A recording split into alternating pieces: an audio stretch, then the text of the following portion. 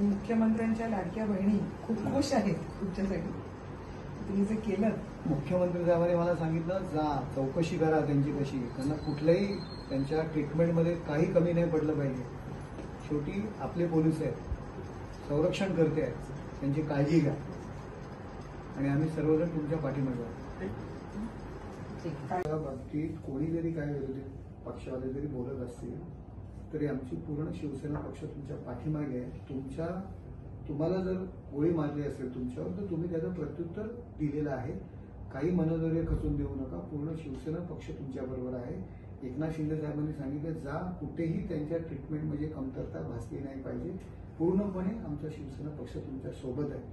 तुम्ही जे केलेलं आहे तुम्ही लोकांचं संरक्षण करता तर स्वतःचं संरक्षण करणं पहिलं काम आहे आपलं.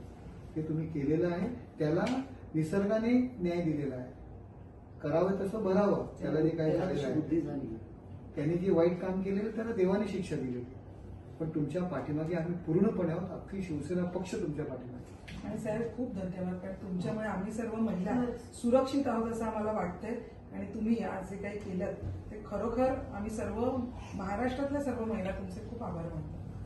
खूप खूप धन्यवाद. आणि कसं आहे की त्या दिवशी जेव्हा बदलापूरमध्ये पोलिसांवर पण अत्यंत शाळा केली त्याच्यामुळे काय नाही बघा, पण सगळा महिला वर्ग त्यांनी आज समाधान व्यक्त केलं आज.